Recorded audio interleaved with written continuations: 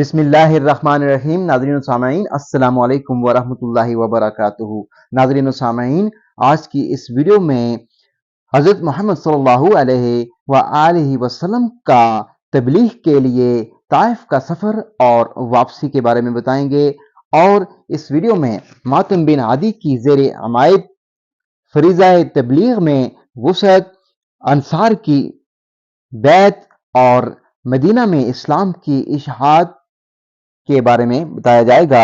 آپ سے التماس ہے کہ ویڈیو کو آخر تک لازمی دیکھیے گا، اور چینل کو ابھی تک اگر آپ نے سبسکرائب نہیں کیا تو لازمی سبسکرائب کر دیجیے گا، بیل آئیکن کال پہ کر دیجیے گا تاکہ آنے والی ویڈیوز کا نوٹیفیکیشن آپ کو بر وقت وصول ہو سکے۔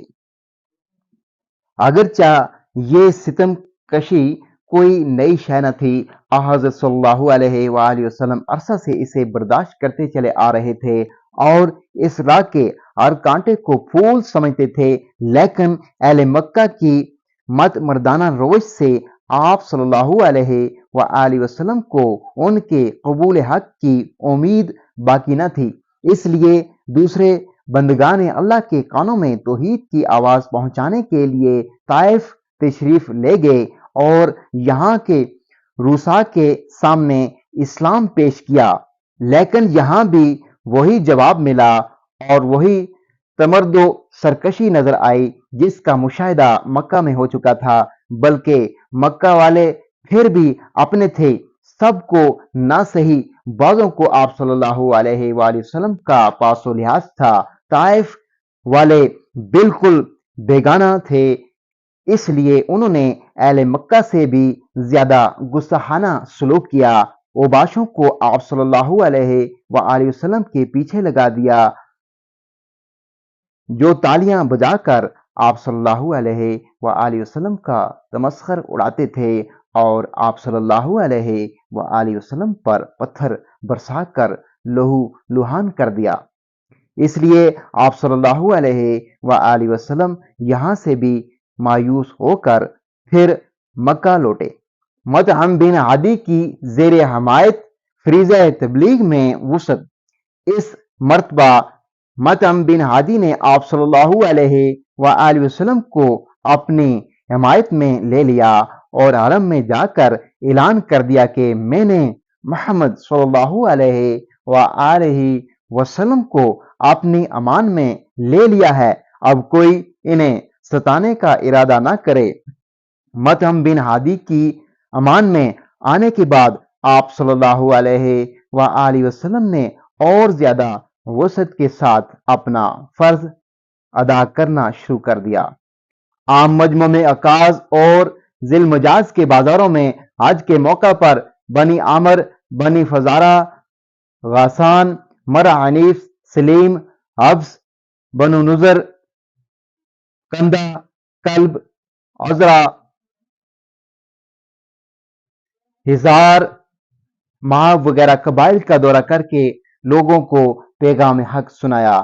دشمن ابو لہب ہر جگہ ساتھ جاتا تھا اور کہتا تھا یہ دین سے پھر گیا ہے، جھوٹ کہتا ہے، اس کی بات نہ سنو۔ انصار کی بیعت اور مدینہ میں اسلام کی اشاعت۔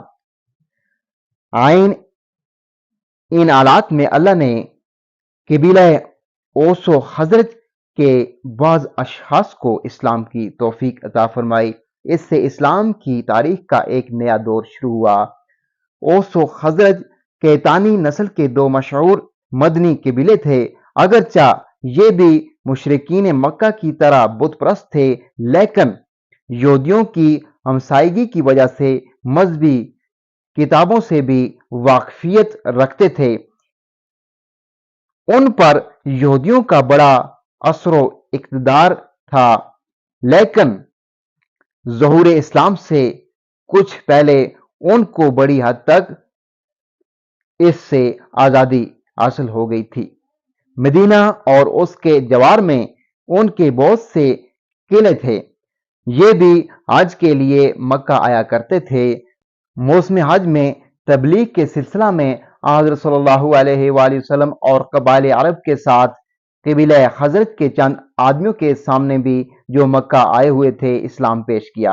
انہوں نے، جن کی تعداد 6 تھی، اسلام قبول کر لیا۔ اس کے دوسرے سال 12 آدمی اس شرط سے مشرف ہوئے۔ حضرت صلی اللہ علیہ وآلہ وسلم نے ان کی درخواست پر مصعب بن عمیر رضی اللہ تعالیٰ عنہ کو انہیں احکام سکھانے کے لیے ان کے ساتھ کر دیا۔ مصعب رضی اللہ تعالیٰ عنہ مدینہ کے رئیس اسد بن زرارہ رضی اللہ تعالیٰ عنہ کے یہاں مقیم ہوئے۔ مدینہ آنے کے بعد انہوں نے گھر گھر پھر کر اسلام کی دعوت شروع کر دی۔ ان کی کوششوں سے چند دنوں میں مدینہ میں اچھا خاصا اسلام پھیل گیا۔ اس سلسلہ میں قبیلہ اوس کے سردار سعد بن معاذ رضی اللہ تعالیٰ عنہ بھی مسلمان ہوئے۔ ان کا اسلام گویا پورے قبیلے کا اسلام تھا۔ دوسرے سال حج کے موقع پر 72 اہل مدینہ نے حضرت صلی اللہ علیہ وآلہ وسلم کے دست حق پر بیعت کی۔ اگرچہ آفتاب اسلام کی کرنیں مکہ کی پہاڑیوں سے نکل کر مدینہ کے افق تک پہنچ گئیں، لیکن خود اہل مکہ کے تمرد و سرکشی کا اب تک وہی حال تھا۔ گو یہاں بھی ایک معتدبہ جماعت اسلام لا چکی تھی، لیکن روسا جو اسلام کی راہ کا سنگراں تھے اب تک ضلالت پر قائم تھے، بلکہ اسلام کی ترقی کے ساتھ ساتھ ان کا جنون اور زیادہ تیز ہوتا جاتا تھا اور غریب مسلمانوں پر انہوں نے مکہ کی زمین تنگ کر رکھی تھی۔ ناظرین و سامعین، آج کی ویڈیو میں اتنا ہی۔ مزید اسلامی اور معلوماتی ویڈیوز دیکھنے کے لیے ابھی تک اگر آپ نے ہمارے اسلامی اور معلوماتی channel wealth of knowledge corner کو سبسکرائب نہیں کیا ہو تو لازمی سبسکرائب کر دیجیے گا، بیل آئیکن کو آل پہ کر دیجیے گا تاکہ آنے والی ویڈیوز کا نوٹیفیکیشن آپ کو بر وقت وصول ہو سکے۔ اگلی ویڈیو تک مجھے دیجیے اجازت۔ اللہ حافظ۔